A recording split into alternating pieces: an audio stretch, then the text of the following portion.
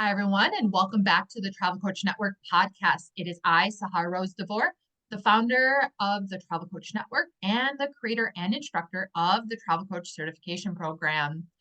An innovative strategic travel partnership leader for companies like Travel and Leisure and Tourico Holidays in the past, David Gilmore currently serves as Vice President of Sales for AHI Travel, where he focuses on educational travel programs for alumni associations, museums, and nonprofit organizations. David has always been on the move, not only in collecting air miles, but also in cultivating meaningful relationships and travel industry partnerships across the globe.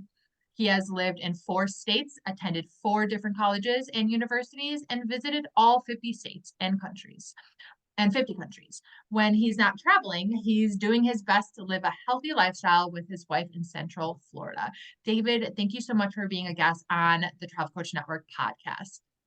Hello, Sahara. It's good to be here. And one quick note, actually, I've attended 7 different colleges, so I may have mistyped it. 7 different, unfortunately, colleges around What the did I country. say? What You did I said say? 4, Oh, but it that's okay. definitely says 7. You have 4 states, attended 7 different colleges. There you go. That was There not it is. yours. That was my misreading. I've been recording my podcast for all day, so my brain's a little bit in mom brain. But thanks so much for being here. And I'm excited to chat with you. We're gonna dive more into AHI and even your role in partnerships. But first, tell us more about yourself and where did your own passion for travel stem from?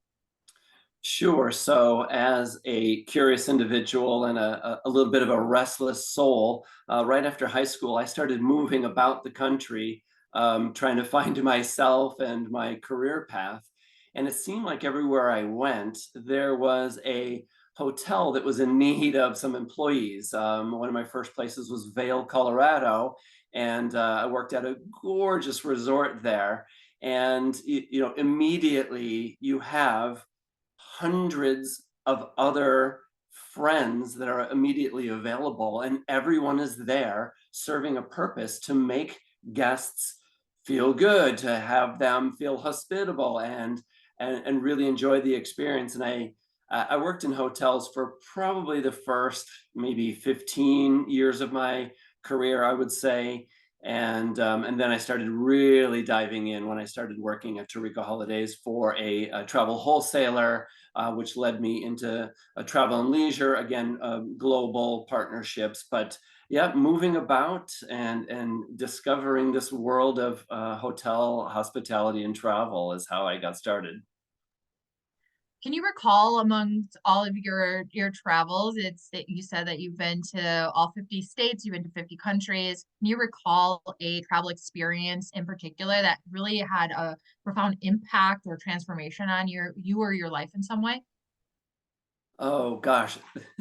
um, uh, how long is this podcast? I could go on and on. However, when I visited Alaska, when I talk to most of my friends and they say, "Oh yeah, I've been to Alaska," well, it's probably been on a cruise, and it was in the summertime, and they, got to see the glaciers and stop at some of the coastal towns. But I went in the winter time, which not many people do travel for vacation in Alaska, but to be able to travel above the Arctic Circle and to be able to see the aurora borealis, the northern lights glimmering above your head, it's just truly stunning and it's really amazing. And I thought, okay, am I the lucky few? Do I always look at the world of travel from a different perspective? Because more people should be here in Alaska in the wintertime, because when else can you ride on a dog sled team on the Iditarod Trail, in the middle of winter, which you can't necessarily do in the summer. So I would say off-peak times are a good time to travel, and it really hit home for me then. That's incredible.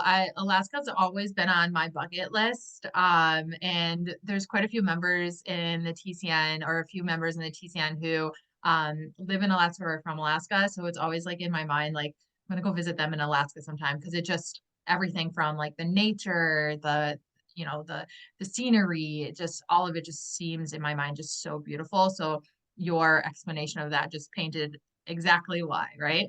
Um, like I said in when I introduced you, you used to work for companies like Travel and Leisure and Tourico Holidays, but now you work for AHI in their sales. Can you share more about what AHI Travel is all about and what kind of experiences they provide and who are they for? Sure. So over the last 12 years or so, I've really been an expert in partnerships, really bringing travel together with destinations or other affinity partners, for instance. And AHI Travel really has found this niche that they've been working in for well over 60 years. And it started really as serving the alumni associations. And and the reason why an alumni association would want a travel program that we offer is, well, there's a few things really. Is one is it's that engagement. A university is able to engage with those alumni, find out where they are in life, what are their businesses, be able to connect and say, hey, did we do a good job in setting you up for life?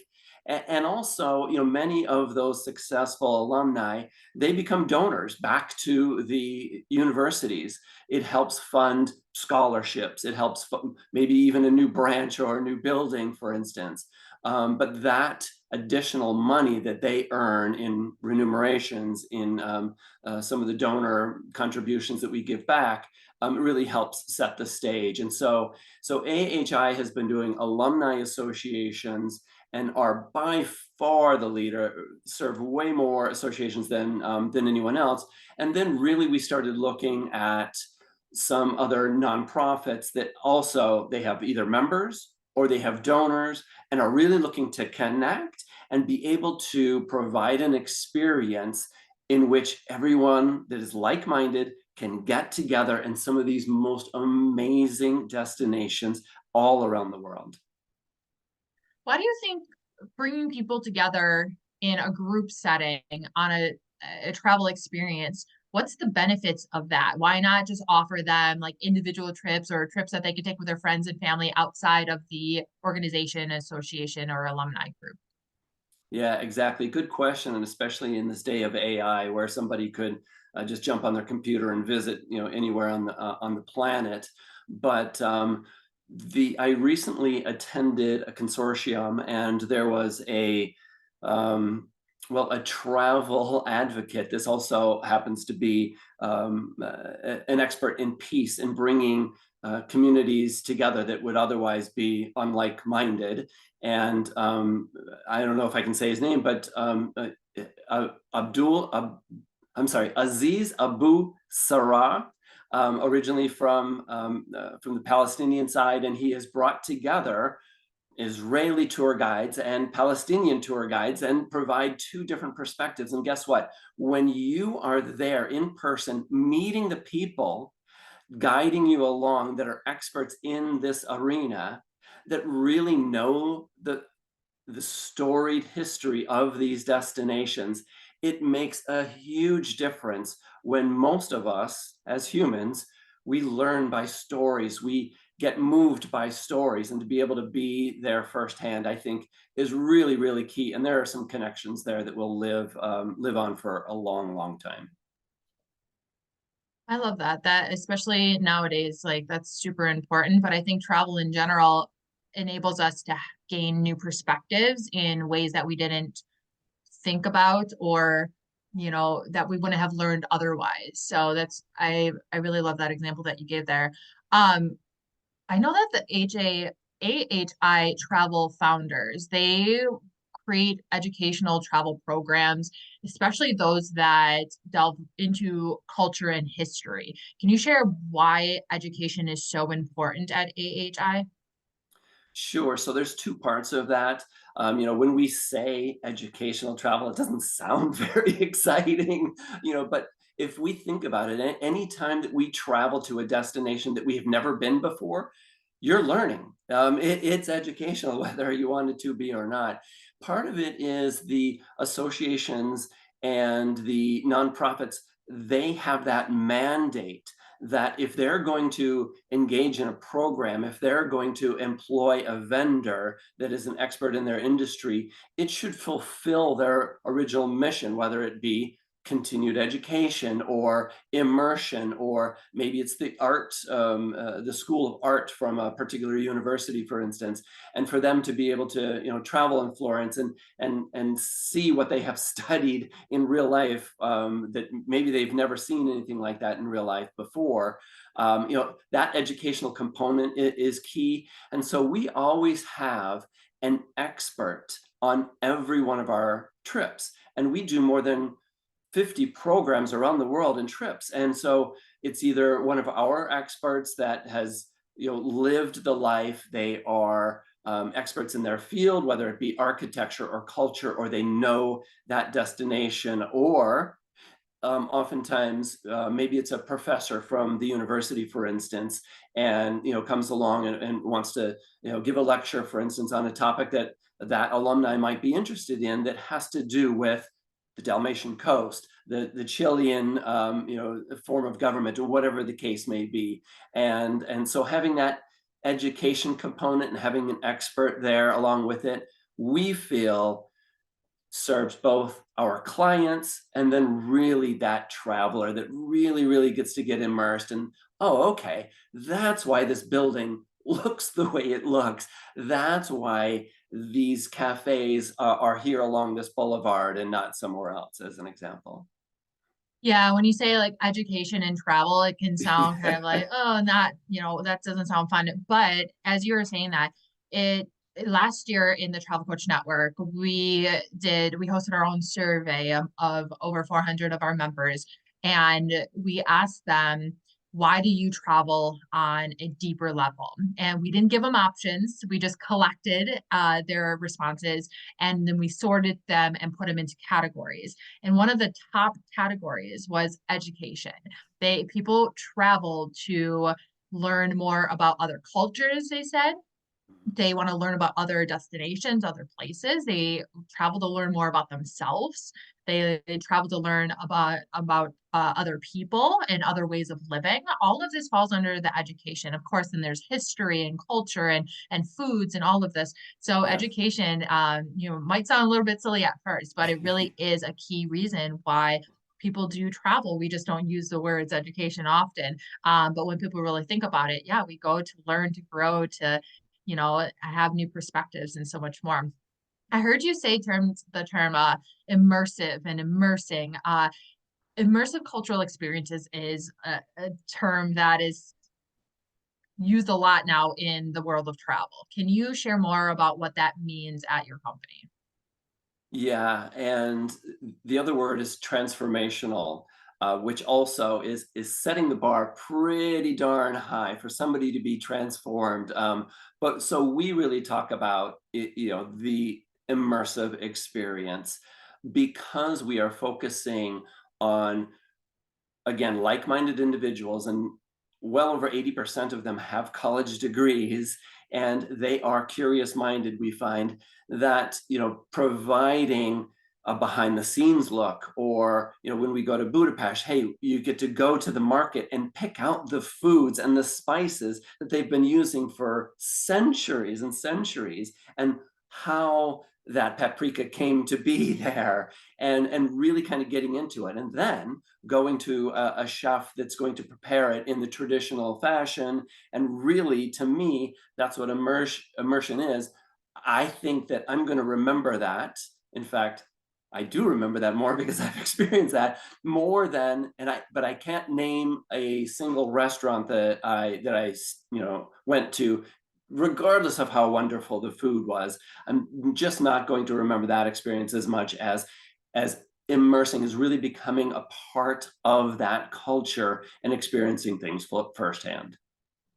That's very true. As you were explaining that, it made me think of like one of my favorite reasons why I spent so much time in places like Southeast Asia was because of exactly that. I was immersing myself into the culture. I went to where the locals shopped at the markets, where they got their fruits, their vegetables, where they got their stuff that they use every day, their clothing. Yeah. And there's just a type of experience that you gain when you're able to do that versus going to, like you said, like a five-star restaurant. Doesn't mean there's anything wrong with them, Right. obviously. But and a lot of people are foodies, but there's just a different type of understanding of the people of the place that you get when you really are, and we use this term immerse, but you have these opportunities to gain a different perspective on the people and the destination that you are in and visiting that you wouldn't gain otherwise, or it would be more of a manufactured kind of approach. So, and then when we talk about creating authentic cultural experiences, can you share how AHI ensures that the travel programs meet those expectations of for the members, for the alumni? Yeah, sure. And I think that this is where our company and the Travel Coach Network really kind of aligns. And I believe that I was reading on your website or maybe in your profile that your coaches serve to maximize the overall experience with more depth. And then it went on from there. But so what does that mean, and how do we as a company provide that? Well, for one thing, all of our experiences, the river cruise boats, every hotel, our employees, our staff, our directors have either experienced them or they live in that particular destination, and they can vet them or they've stayed there. So we know firsthand all of these experiences are first class. And it's what our clientele demands. Most of our travelers, they're well traveled. They make a fair amount of money. Like I said, they're mostly college graduates. These are donors to museums. The Smithsonian doesn't just very lightly just choose anyone to have any experience. So we're really looking to make sure that every touch point is either first class or vetted or unique. Many of the properties that we're staying at, they're going to be boutique properties. They're going to be paradors, which are historical buildings that have been turned into a place of accommodations for us. So it's really kind of fun. Really very good quality experiences. Yeah, I can see why, right? And just the excitement, and I know those who are listening to the audio can't see it, but just the excitement that David has when he talks about these destinations and these experiences, there's no doubt that they're going to be incredible. Yeah. But when it comes back to the historical programs that AHI offers, is there a moment in particular that you can share an example of, you know, what that might look like? Yeah, there will be, since I'm so new to the company. I haven't experienced too many of our particular trips, but I have met with many of the cruise lines, and I know, as an example, our Normandy experience. Even just part of that, where we're having David Dwight Eisenhower, the grandson of Dwight Eisenhower. He's there with us. He's our expert. He's there with the guests, talking about what his grandfather was going through and what happened at these different destinations. And yeah, so there will be many more to come. So I guess we'll have to do another podcast once I've experienced many more. But I definitely look forward to the historical side. And again, our clients demand that. There are people like the World War II Museum in New Orleans, and we, a vendor, must provide at least 75% of that content that fits their mission and their historical needs, according to what the nonprofits and what their board says. So again, there's a synergy there. Yeah, that makes total sense. And as we know, travel can benefit us in so many different ways. there's different reasons why we travel, and there's different outcomes of what we can get from a travel experience. What does your company, with its travel programs, what impact does it hope to make on its participants, on its travelers? Yeah, and again, to speak to the company that's been around for 60 years, obviously they're doing something right, and the repeat travelers, they're continually looking. Okay, I did the Amalfi Coast this year. I'm doing Croatia next year. And what about the year after? And they keep coming back and back. And again, I think that speaks to the quality. What we want to um, provide. Again, it's that connection with each other as well, along with those other alumni, for them to be able to say, oh wait, so you were in the same class as I was. Oh my gosh, did you study X, Y, and Z, and did you have such and such a professor? And to be able to reconnect in person. And these are small, relatively small groups. Most of them are about 28 guests that we max it out at. And for the river boats, anywhere from about 100 to about 140, because of the number of cabins that are there. So again, a great opportunity. We really want each other to connect, and then go back to and tell the university how wonderful it was. And the other vice presidents, they've been there 23 years, 25 years, 28 years. It really speaks to those relationships. So I look forward to carrying that torch. Yeah, definitely. As we know, travel can also bring us, build and deepen our empathy for others. It sparks our curiosity. That's another thing that a lot of the participants of our TCN survey last year said was they have a sense of curiosity they want to feed, and a deeper appreciation of just the world in general. How can you share some ways that AHI is helping the participants really inspired gained inspiration through its curiosity and empathy and diversity, especially too? It's something that another topic in the travel space that has been on the rise is, accessibility and just appreciating and enabling the diverse amount of travelers that we have. Sure. So those are, as you were asking that, a couple other key words, and hot topics: sustainability, really kind of focusing on climate change. Some of those keywords always kind of come to mind again. And if you think about it, if there was a destination in Indonesia that is so reliant on travelers, and if we weren't traveling there, those locals, those villages would be in dire strait. They truly would. And this travel industry that we're in is fueling an economy that is supporting so many different cultures and understanding. And you also talked about diversity. One of the things that we're very proud of, that's been very, very successful, we have several African American experiences, and one of them is our Paris experience, for instance. It's for the African Americans here in the United States to be able to travel to Paris, and I'll use that word again, really immerse themselves in what the lives were of expats. Where was Miles Davis playing? Where did he set up shop there?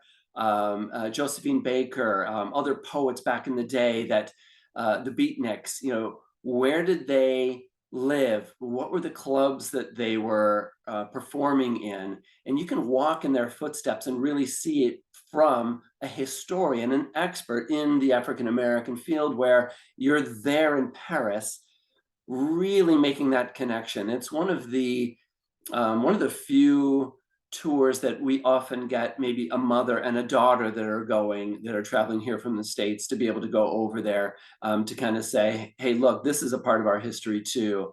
I feel proud when I read about it, and it's an authentic piece that it's not something that I curated. It's something that um, our leadership team with our historians developed together to really make it authentic experience. Yeah, there's so many unique experiences out there, right? So being able Yeah. to really provide those opportunities for people who wouldn't think that they would have the opportunity to learn, like we said, talk about education, learn about those and have those types of immersive experiences. And is what you were talking about of places like Indonesia. Yeah, tourism drives the economies of places all around this world. And it's important for us to go and experience these places with respect, and a deeper understanding and a deeper sense of curiosity, because they are, based on my experiences, this world is filled with so many different countries and people that are just with open arms and want you to come and learn from them and experience with them, and they want to learn from us too, is Yeah. what I've noticed too. But we're getting towards the end here, but I want to do a little bit of a different type of question here, because a lot of our listeners are travel coaches and travel business owners as Yeah. well. You have a long history in work experience with partnerships. I know a lot of our listeners might be interested in partnerships of their own. Do you, as an expert, as a leader in this space, what tips or what would you say would be for someone who's looking to land partnerships? Is there something they should be thinking about, looking for? What would you have to say? Yeah, and I think it's really going to be the approach. And I'm going to take a page from a food and beverage director that I had at a hotel, a very nice hotel, and he would say, if we are looking at partnerships in almost any business decision that we're making in three parts, is this decision, and if it, especially if it's a travel coach, is it good for them, for their business? Is it good for them financially?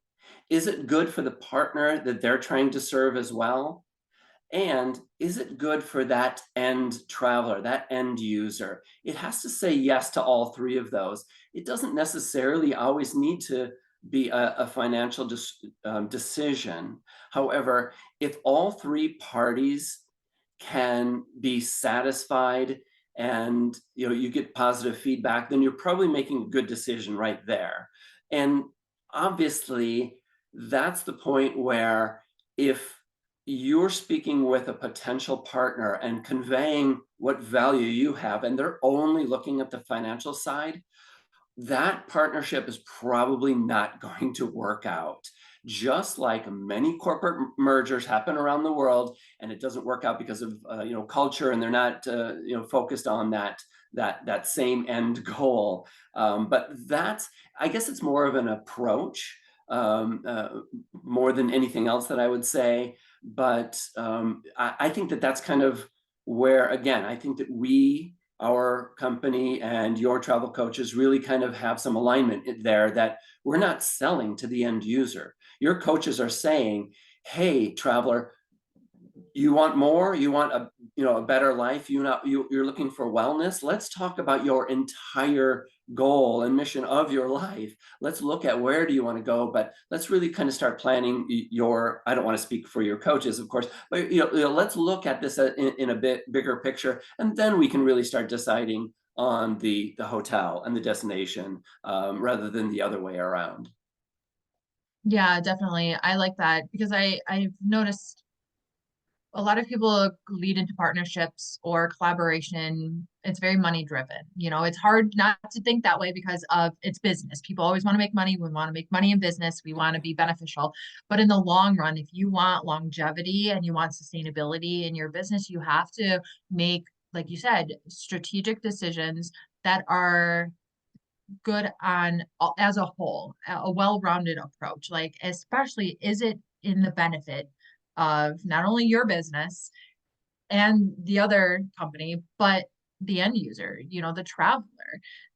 So that that really is helpful because I know that it's something a lot of people think about, and that information might help people realize they don't, maybe partnerships are not for my business model, For sure. which may not be too. So thank you for that. Before we head out here, can you share more about what AHI Travel has in store for 2024 and moving forward with its incredible trips? Yeah. Well, 2024 is completely sold out. So we've set that in place about 18 months ago, 18, 20 months ago. So that's been set for a long time. And 2025 is actually set in place. We keep adding new dates because we're finding very interesting demand. And our Finland trip this year is going through the roof for some reason. Maybe there's more and more stories about the Northern Lights. I'm not sure. Maybe it's because Finland's the happiest place in the world. According to them, the people that live there. But that one's been going gangbusters, and that's good for us. So we try to add dates, but don't ask me because we're not going to add any more. Austria with their what is it, 50th anniversary of The Sound of Music. That tends to grab some attention.